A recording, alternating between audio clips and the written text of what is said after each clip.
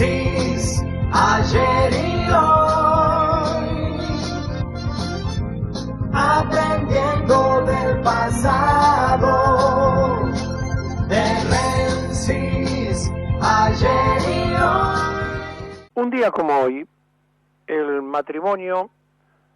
se pone contento y feliz porque nace un hijo. Era 1946, el país vivía la euforia del peronismo y nacía un personaje que iba a ser destructor de este presente argentino, del pasado y de consecuencias que todavía hoy pagaremos en el futuro. Nacía Domingo Felipe Cavallo, quien apareció de la noche a la mañana instalado en el mundo de la dictadura, acompañado paralelamente de una fundación que se creó en Córdoba y que casi diríamos tiene un mismo nacimiento, porque allá por 1977 nacía en Córdoba la Fundación Mediterránea, es decir, en pleno proceso militar. Los grupos de civiles que colaboraban con la dictadura se dieron cuenta que tenían que armar un grupo de estudios, así le pusieron, de la realidad económica argentina y latinoamericana a los efectos de poder prepararse para el tiempo que se estaba viviendo en ese momento y ser estos civiles la materia gris que se iba a ofrecer para que los hombres de armas, despistados como de costumbre del tema económico, vivieran en las fuentes de la sabiduría que ellos iban a proponer. Es notable, entonces, cómo aparece en escena la Fundación Mediterránea en la provincia de Córdoba y que nace el 6 de julio de 1977. Es decir, en vísperas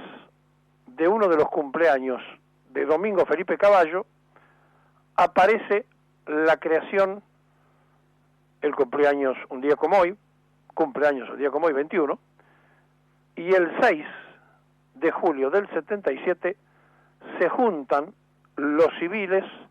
que le dan materia gris al proceso, toman contacto no solo con Menéndez en Córdoba, sino con todos los que se hacían del poder en la Argentina, y este ignoto personaje aparece metido dentro de la organización económica que tenía como jefe inspirador a Martínez de Oz. Y Domingo Felipe Cavallo,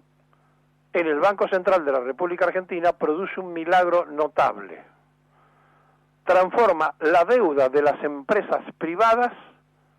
en deuda de todo el pueblo argentino. O sea, usted y yo pasamos a pagar, por ejemplo, la deuda del Grupo Macri. Es decir, todos los argentinos fuimos llevados de las narices durante el proceso militar y dijeron, toda la deuda de las empresas privadas las estatizamos. Y la pagan todos los argentinos. O sea, va a la bolsa del endeudamiento total. Así se licuó el endeudamiento de los grandes empresarios, muchos de los cuales, hijos, y algunos hasta ellos mismos todavía, que pertenecen a la ceocracia que hoy gobierna la República, se beneficiaron en aquel tiempo con el personaje que hoy cumple años y con la Fundación Mediterránea, que dicho sea de paso, le colocó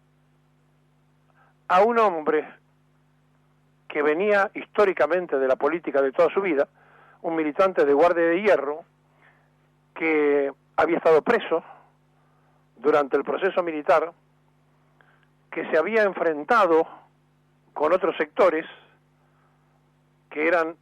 los que se identificaban como la tendencia revolucionaria, y me estoy refiriendo al gallego de la Sota, que recibe $1 millón de la Fundación Mediterránea para financiar la campaña, pero tenía que ponerlo Domingo Felipe Cavallo en la lista de diputados. Y Cavallo se transforma en diputado nacional. Después del ilícito, se le da fueros por las dudas, se le ocurriera a la política investigarlo. Esto se hizo a través de $1 millón que colocó la Fundación Mediterránea. Si usted ingresa para saber a qué se dedica la Fundación Mediterránea, actualmente, ¿no?, después de más de 40 años, ellos hacen, según las áreas de estudios en que están divididos, estudios permanentes y revisan periódicamente, escuche bien, la política agropecuaria, la política industrial y minera, la economía laboral, la organización institucional y económica de la justicia, el derecho de políticas públicas, la educación y recursos humanos, vivienda y desarrollo social, ciencia, tecnología e innovación, comercio exterior y Mercosur, servicios públicos y privatizaciones, recursos renovables y medio ambiente, economías políticas de la corrupción y el crimen, organización industrial y regulación de mercados, economías regionales, economías monetarias, fiscal, política financiera y además las coyunturas, es decir, todo aquello que puede ir apareciendo y que evidentemente a ellos les interese, los ocupe o los preocupe. Y para hacer este trabajo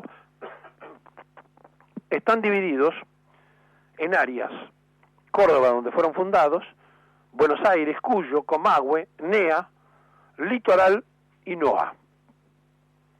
Es decir, es una de las entidades, de las tantas que hay en la Argentina, de las fundaciones, que con un alto concepto liberal de la economía ha influido y sigue influyendo en la política y en los políticos. Dicho esto, y para entender de qué se trata toda esta situación, ayer en el Senado de la Nación se vivió un episodio absolutamente claro de cómo están vinculados los negocios en la política y cómo importa muy poco lo que se le dice a la sociedad, lo que consume el vulgo, lo que consume el pueblo. Porque ayer Aranguren, el ministro de la Shell, y Debido, el que tiene 60 causas judiciales, coincidieron en defender las represas de Santa Cruz. Sí, coincidieron los dos. El ministro saliente, que pidió que urgentemente se ponga en funcionamiento, les aclaro que hasta el momento, sin que haya empezado nada, ya se gastaron del país 100 millones de dólares. No sabemos en qué, pero ya se gastaron. Y atrás de esto está Electroingeniería, una de las empresas beneficiadas durante la administración de Néstor y Cristina Kirchner, de los empresarios privilegiados de la llamada década ganada, para ellos, para los empresarios,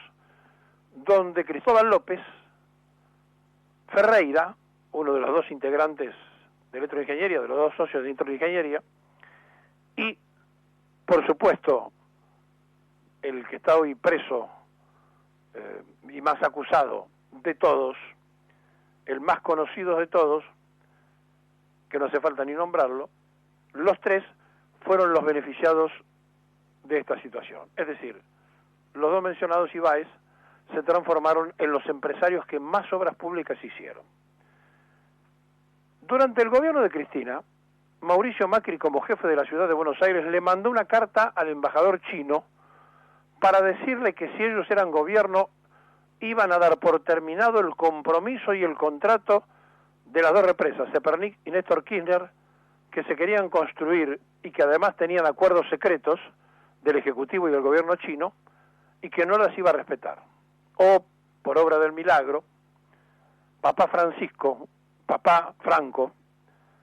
el hombre que vinculó a China en los negocios al gobierno kirchnerista, el padre de Mauricio Macri, el actual presidente de la República, le dijo: nene, no se puede hacer eso, anda a China y arregla las cosas. Y ayer Aranguren y Debido coincidían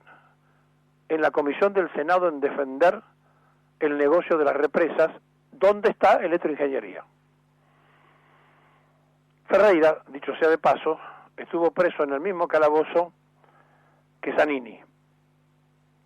militantes de vanguardia comunista, una desvinculación que tuvo el socialismo, y donde, le dicen chino por eso a Zanini, arrancaron ponderando al maoísmo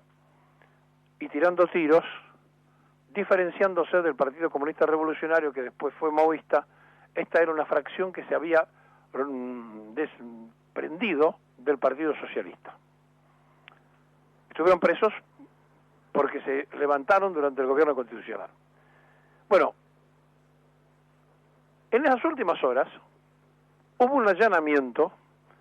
a 3 joyerías. Una de las más importantes joyerías de la Argentina, que entre otras cosas cobró fama cuando la esposa de Ferreira, este dueño de la electroingeniería, Mimi Cohen, le hizo fama a las joyas que había comprado, y a partir de allí se empezaron a saber que, entre otras cosas, le habían vendido un anillo al juez Ollarvide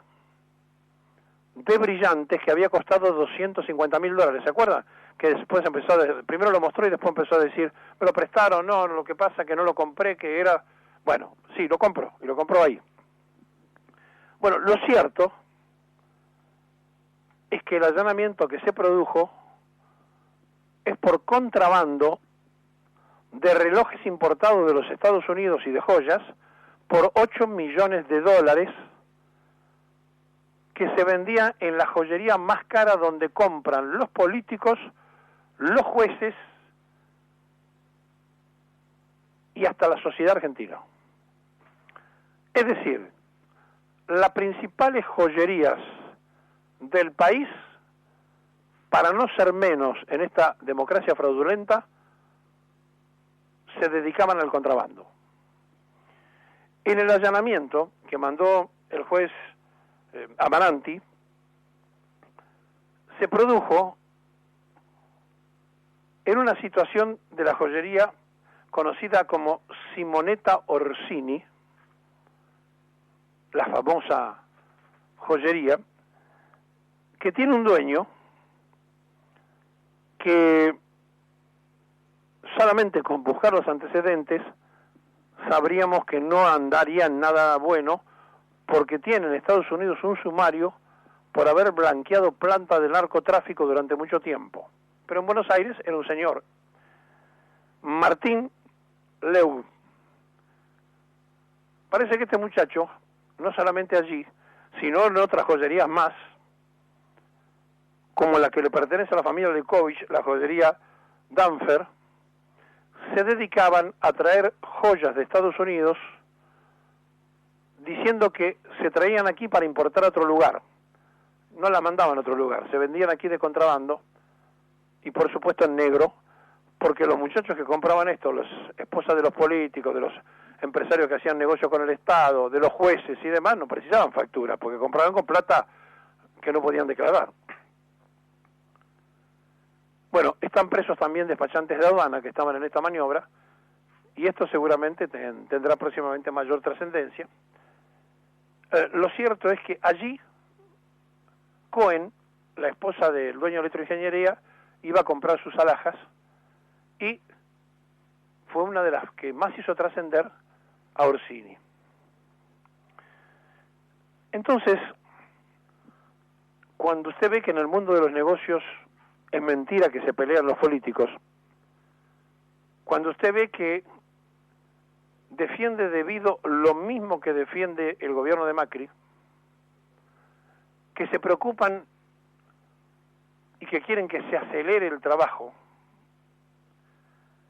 y que además Macri, después de viajar a China, cambió todo lo que había dicho en esa carta y además facilitó toda la situación para que los chinos hagan su negocio, y siguió firmando documentación privada en el acuerdo con estas represas. Nos preguntamos qué importancia tiene que le hagan creer a la sociedad que están luchando para que en el Congreso no aterricen más los que tienen causas o los que son juzgados y no tienen sentencia, que por otro lado los ampara la Constitución Nacional, porque todo procesado sin sentencia firme puede ser candidato. Pero resulta que Menem, que tiene proceso, sentencia, condena y demás, un juez de La Rioja dijo que también puede ser candidato, y entonces usted, que no sabe cómo llegar a fin de mes, y que le hacen creer que la pelea de las PASO es para ver si frenan al gobierno de Macri, la pregunta es, ¿qué cosa del gobierno quieren frenar? Porque los negocios los defienden con todo, para que no se caiga lo que armaron antes, y para que tampoco se perjudique Calcaterra, para que no se produzca una detención en electroingeniería, que dicho sea de paso es dueño de Radio del Plata y estuvo sin pagar salarios mucho tiempo. En esta sociedad donde nos quieren hacer creer que nosotros dentro de 30 días vamos a ir a votar y a cambiar la realidad. Y el presidente dice que quiere luchar contra las mafias. La mafia de los joyeros, la mafia sindicales, la mafia de los Paraná Papers, la mafia de la policía, la mafia del contrabando, la mafia de los dirigentes del fútbol. Oiga, ¿no viviremos dentro de la mafia y no nos dimos cuenta y hemos elegido un gobierno mafioso para cambiarlo por otro gobierno mafioso y otro gobierno mafioso y otro gobierno mafioso? Pregunto, ¿cómo puede ser que todo esté así y que la sociedad no averigüe de qué se trata? Mientras tanto en Cresta Roja echan gente, mientras tanto en Kraft le descontaron todo de golpe a los trabajadores, mientras tanto ya sabemos lo que pasó con 600 familias que perdieron el puesto de trabajo en Florida con Pesico, mientras tanto en Alpargata suspenden trabajadores y le adelantan vacaciones y cierran plantas y venden otras, mientras tanto abajo se va sangrando de a poco al músculo al que trabaja, y hoy en Mendoza, donde se va a hacer el traspaso de Macri a Temer de la presidencia del Mercosur, les digo que esto es de verdad, hay que temer, porque Brasil viene con el proyecto de sentarse a negociar de vuelta el convenio automotriz con la Argentina y el azucarero, atención Fotia, el azucarero. Y además de esto, quiere que en la Argentina haya flexibilización laboral para estar en igualdad de condiciones en el mercado. Telegrama para la CGT. Así termina esta semana, cuando a las 10:30 Macri le dé la presidencia a Temer, un presidente repudiado en Brasil que hoy se va a encargar de llamarle la atención a Venezuela. Es mentira lo que dice el Grupo Clarín, no la van a echar a Venezuela hoy, sino que le van a avisar que si hacen las elecciones que tiene programada Maduro, habrá sanciones. ¿Y saben por qué? Porque Macri no quiere tomar esa decisión y se la deja al presidente de Brasil. El que lo tenga que echar será Temer, que hoy se hace cargo del mandato del Mercosur. Bienvenidos al país y feliz cumpleaños, Domingo Felipe Caballo.